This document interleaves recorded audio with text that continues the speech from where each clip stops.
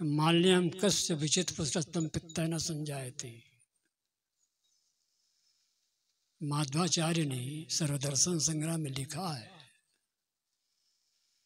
माल्यम कस्य विचित्र पुत्रस्तम पित्ता न संजायते। अनेक रंगों के फूलों की माला किसके मन को प्रभावित नहीं करती है। आज हमारे विनम्र साधक प्रांजल साहब मेरी बहुत ज़्यादा प्रशंसा कर देते हैं। अनेक विचारकों के विचार सुनने पर किसके मन में प्रसन्नता नहीं होती। इसलिए उस दिन गया थे, एक भजन गा दिए थे, अभी कर फिर भजन गाऊंगा कर, मैं प्रवचन कर भाई। बड़े प्रेमी जीव है वो। आइए अपने विषय पर हम आया हूं। संत शिरोमणि गुरुवर कबीर की प्रशंसा में, संत शिरोमणि गुरुवर कबीर की प्रशंसा में कबीर पंथ के जाने माने महापुरुष कबीर पारक संस्थान इलाहाबाद के संस्थापक पूज्य गुरुदेव श्री रविदास साहब जी की कविता है, ऐसे ही पथ पर चलकर।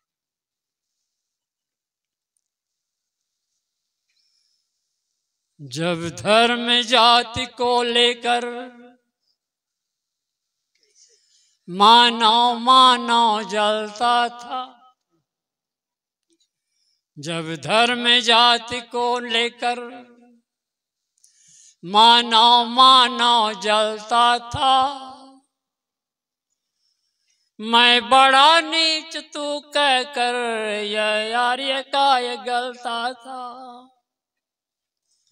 आदर्श आर्य मुनियों के टूटी माला संविकरे, पाखंड दंभ उत्पीड़न हिंसा विलास थे निकरे। भारत टुकड़ों में बटकर उसकी होली जलती थी, मानवता दीन दलित थी, मिथ्या हंता पलती थी। मैं आस्तिक तू नास्तिक है, मैं दीनदार तू काफर, अपने हर्फ में सबको इल्हाम गर्वता आफर। योगी दरवेश से बड़ा सन्यासी और विरागी, सब थे विवाद में लिपटे, सब थे अहंकार के रागी।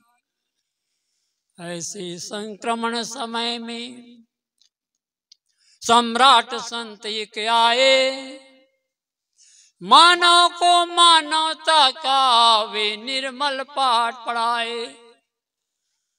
है वर्गहीन मानवता मुखरित उनकी वाणी में, निष्पक्ष ज्ञान की प्रज्ञा है उदित हुई ज्ञानी में। उनका अपना नहीं कोई इसलिए सभी अपने थे, माया निर्लिप्त निराले जागृत में ना सपने थे। ये राम रहीम के झगड़े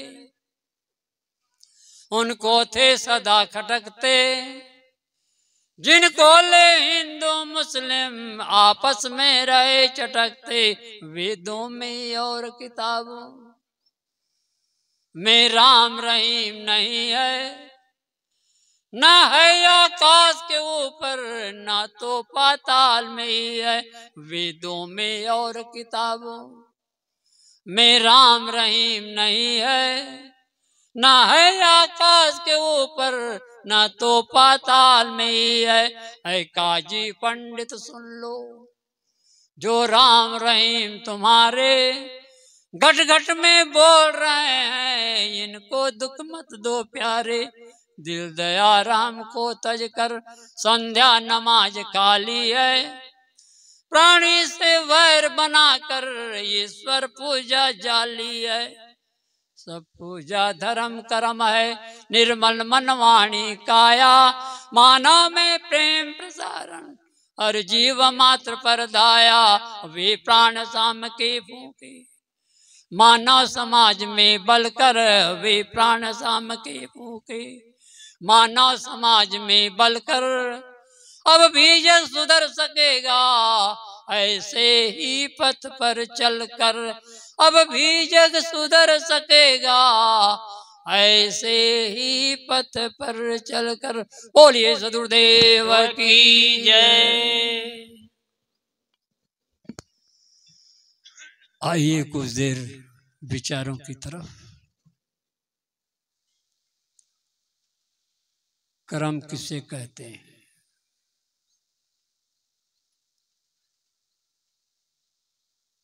कर्म किसे कहते हैं?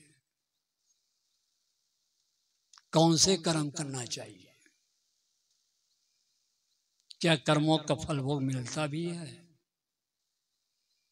क्या कर्मों से छुटकारा हो भी सकता है? इन्हीं बिंदुओं पर थोड़ी देर मैं चर्चा किए जा रहा हूं।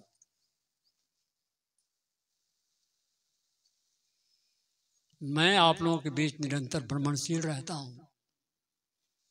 जिंदगी मेरी यात्रा में गुजर रही है। कई लोग कहते सब बेकार की बात, धर्म कर्म कुछ नहीं है। अक्सर ऐसे सुनने को मिलता है, कहने वाले मिलते हैं।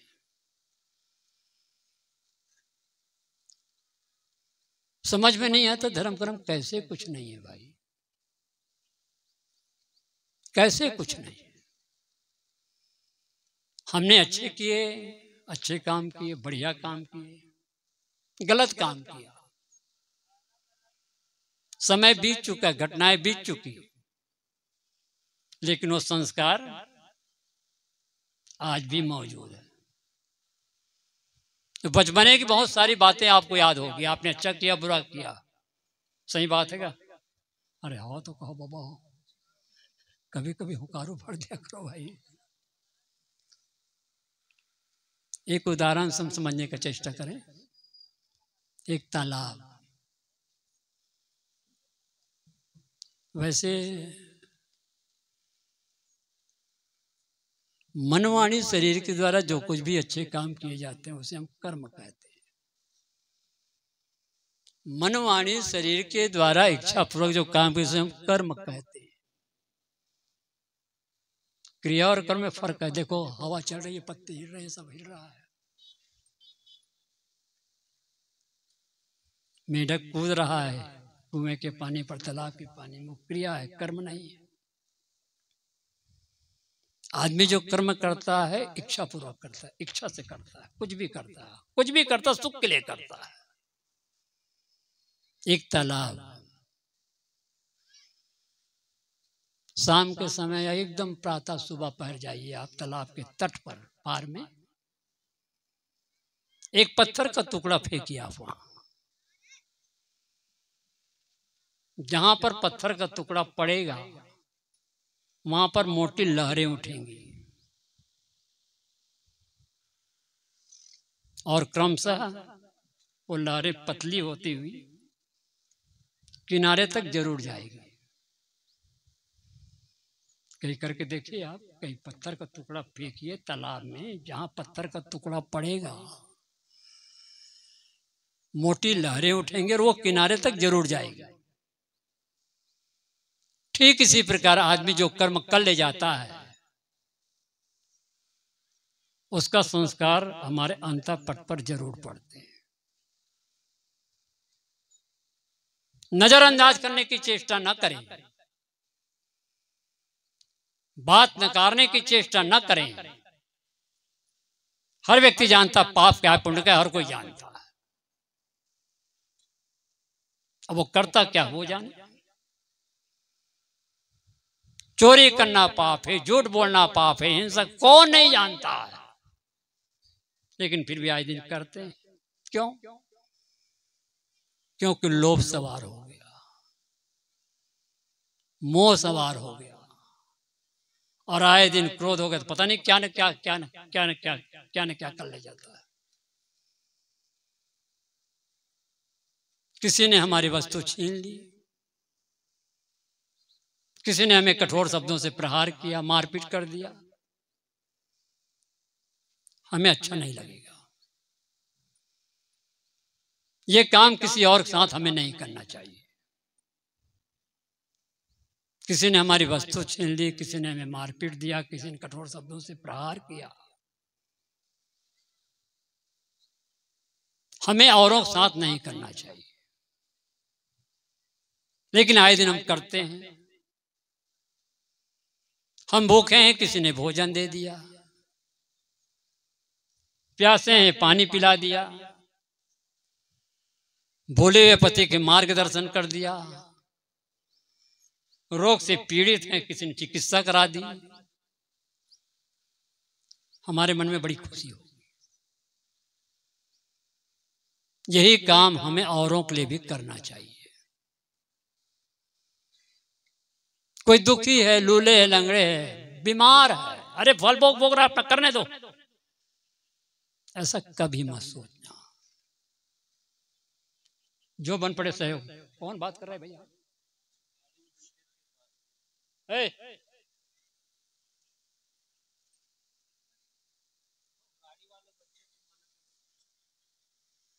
वो ढालना यहाँ ढहा रहा है। बोलो सदगुरुदेव। मैं आखिर कहाँ सब आवाजें जा, सब सामने बैठे हैं कि क्या मामला है? मैं बोल रहा हूँ, मैं का खातर तो बुला गया। बोलो सदगुरुदेव। नहीं, आगे बढ़ गया हूँ। किसी ने भोजन दिया, पानी पिला दिया, मैं रास्ता भटक गया हूँ, किसी ने मुझे भोजन दिया, भूखा हूँ, प्यासा हूँ, पानी पिला दिया, रास्ता भूल गया, कुछ मार्गदर्शन कर दिया, रोग से पीड़ित चिकित्सा कर दिया, मेरे मन में बड़ी खुशी होगी। यही काम हमें औरों के साथ करना चाहिए। जिससे किसी को दुख हो रहा हो, ऐसा असत कर्म होने ना पाए। सुख के लिए जो दुख दे किसी को, उसको कभी दुख उठाना ही होगा। वो आने वालों, इतना समझ लो, जग से तुमको जाना ही होगा। कोई रहने नहीं आया यहाँ पर, सब क्रमशः चले जाएंगे। फूल की तरह जियो, मस्त होकर के जियो। जिन गुरुजनों की याद करते हैं, जिन महापुरुषों के संग करने के लिए हम निरंतर तत्पर रहते हैं, मालूम है वो महापुरुष कितनी ऊंचाई पर पहुंचे हुए, कितना संघर्ष करते हुए इतने आगे बढ़े हुए। जिनकी दृष्टि में सनक सनंदन बुद्ध व्यास महावीर, ईसा मूसा हजरत रसूल राम कृष्ण तुलसी कबीर ऋषि दयानंद यानी जगत के संत सभी श्रद्धेय रूप, मानवता का यह भव्य रूप, मानवता का यह। जिस व्यक्ति ने गहराई से आत्मचिंतन किया है, या जिस आत्मा ने गहराई से आत्मा की आवाज सुनने का प्रयास किया है, वो दुनिया का महानतम व्यक्ति में उनका नाम भी तो हो गया है।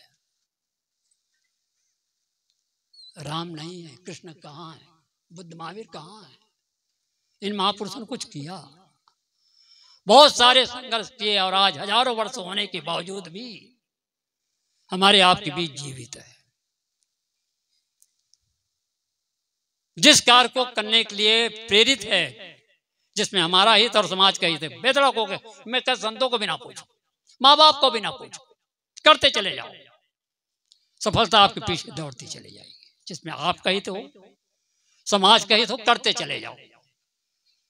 जिसमें आपका हित है, समाज के, कभी किसी हालत से करो ही मत। अभी मैंने कहा था, नजरअंदाज करने की चेष्टा न कर। हर व्यक्ति जानता पाप क्या पुण्य क्या, करता क्या वो जाने।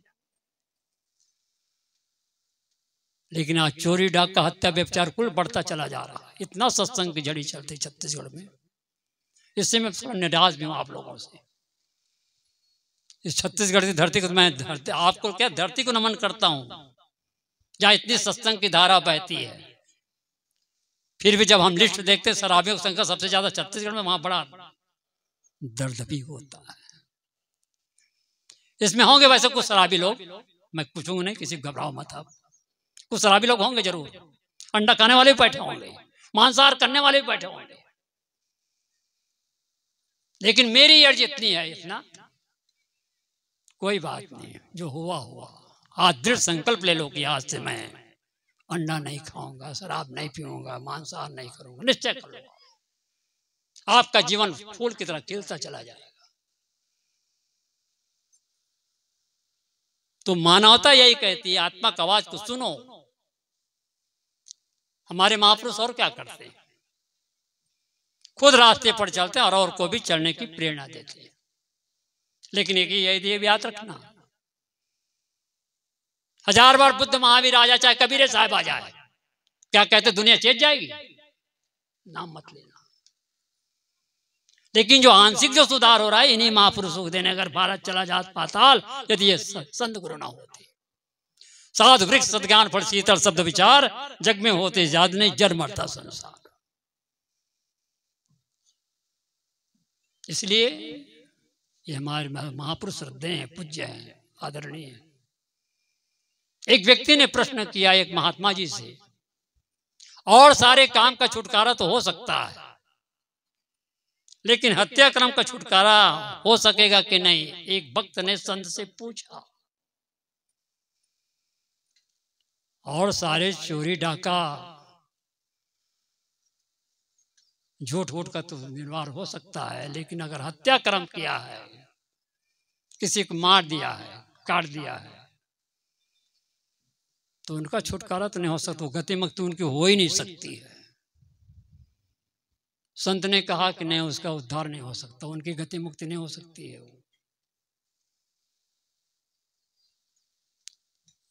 अगर कोई संत ऐसा उत्तर देता है, चोरी डाका हत्या व्यभिचार सारे कुकर्म किए हो, उनका कभी उद्धार हो नहीं सकता, चाहे जितने संतों की संगत करे, तो निर्णय गलत है। चोरी डाका हत्या व्यभिचार सारे कुकर्म किए हों, अगर संस्कार जागृत हो गया और महापुरुषों का सानिध्य मिल गया, तो मैं कहता हूं उनका भी उद्धार हो सकता है, हो सकता है। तौलो तारा जगमगे, जौलो उगे ने सूर, तौलो जीव कर्म पर डोले, जौलो ज्ञान न। तभी तक आकाश में तारे जगमगाते जब तक सूर्योदय नहीं होता है। इसी प्रकार संसार प्राणी तब तक भटकते हैं जब तक उनका संस्कार मलिन रहता, भटकता रहता है। और संस्कार जागृत हो गया, महापुरुषों का सानिध्य मिल गया, तो हो क्यों नहीं सकता? जीव मत मारो बापरा, सबका एक ही प्राण, हत्या का गुण छूट जाए चाहे कोटिन सुनो पुराण, जीव घात ना कीजिए बोल लेते कान, और तीरथ गयन बाजू चाहे कोट हीरा देवदान। अब कोट हीरा देवदान करोड़ों दान किए जा रहे, लेकिन तुम हत्या किए जा रहे हो। जीव मत मारो बापरा, सबका एक, हत्या का गुण छूट चाहे कोटिन सुनो, करोड़ों पुराण पढ़ते रहो, लेकिन हत्या भी किए जा रहे हो। हत्याक्रम छोड़ो भाई, दान पुण्य किए जा रहे हो, हत्या किए जा रहे, तब कैसे छुटकारा होगा? इस संदर्भ में जब बात चलती है तो मुझे अंगुलमाल और रत्नाकर डाकू की याद आ जाती है। रत्नाकर डाकू आप लोगों को खूब सुना, कई प्रवक्ताओं संतों सुनते होंगे, आप साहित्य में भी पढ़े होंगे। मैं अंगुलमाल की बता, अंगुलमाल बौद्ध साहित्य मैंने पढ़ा है। अंगुलमाल का पूरा नाम क्या है, कोई बता सकता है भाई? जिस श्रोता साथ बैठे हैं बता सकते हो भैया?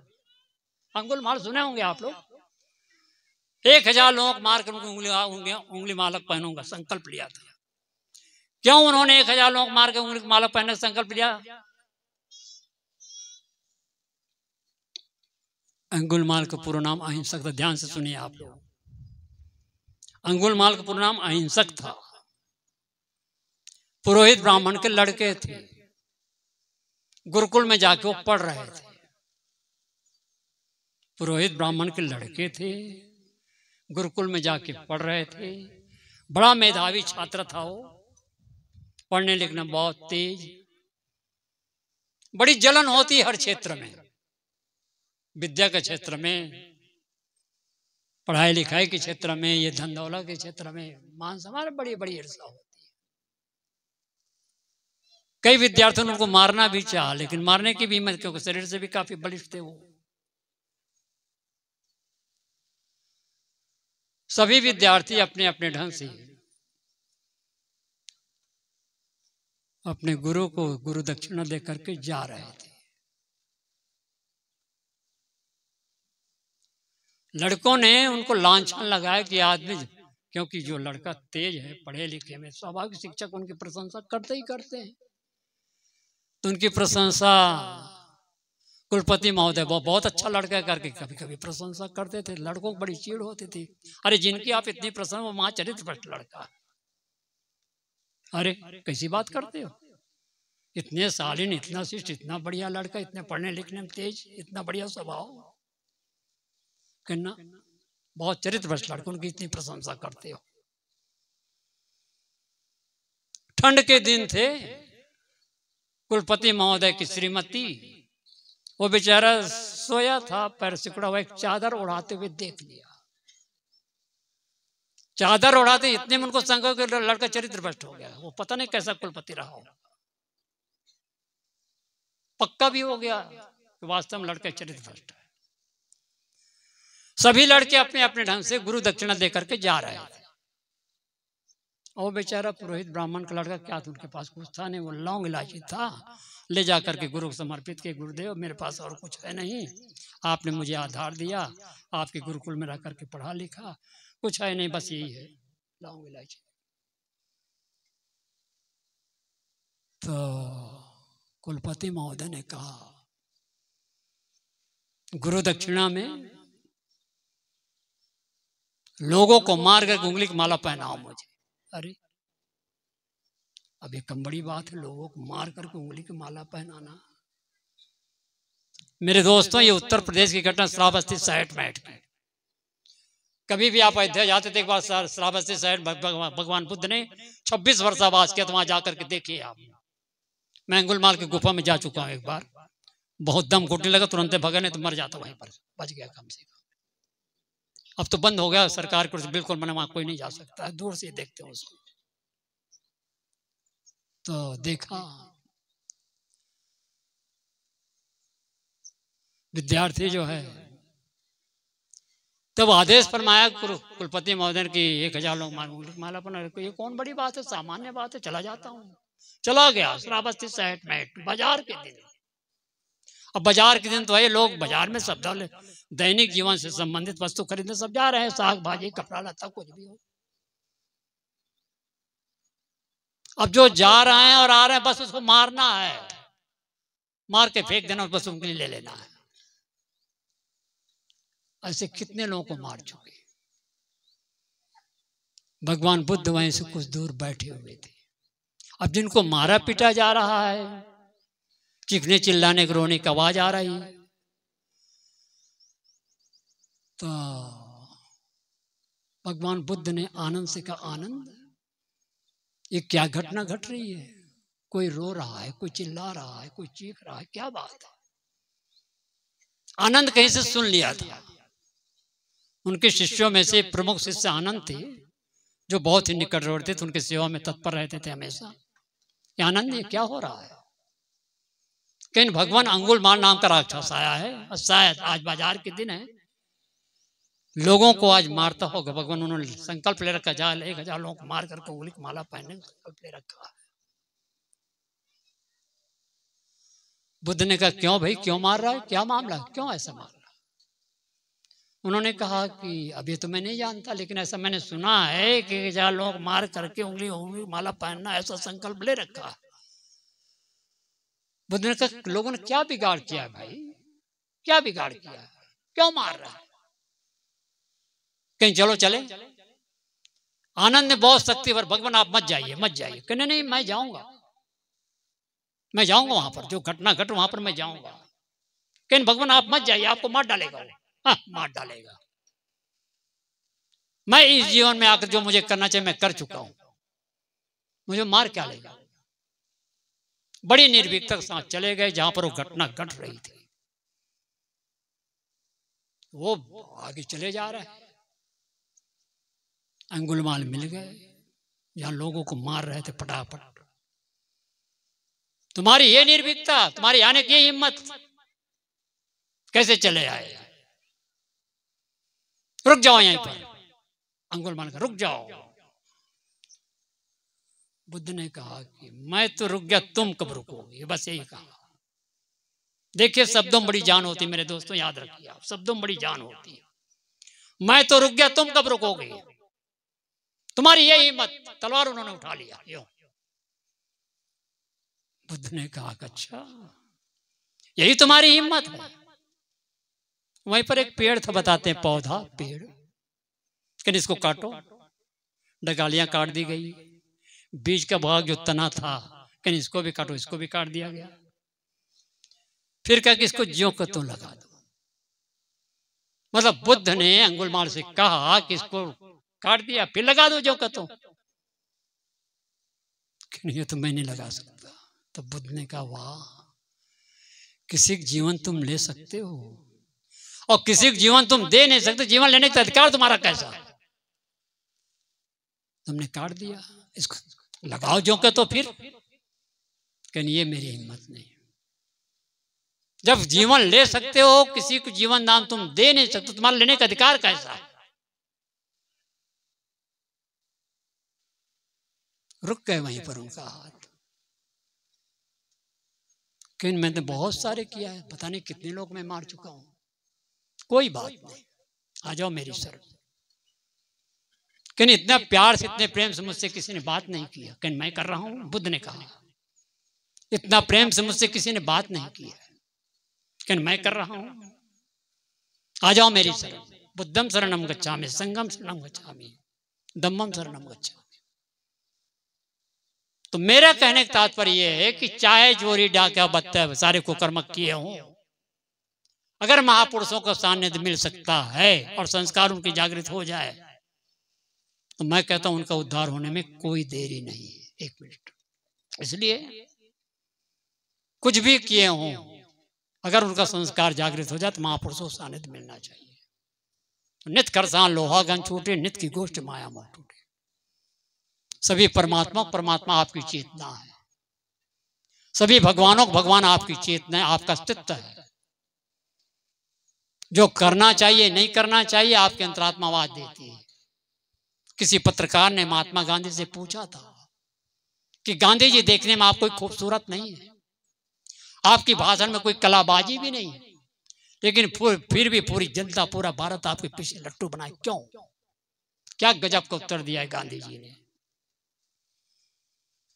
महात्मा गांधी ने कहा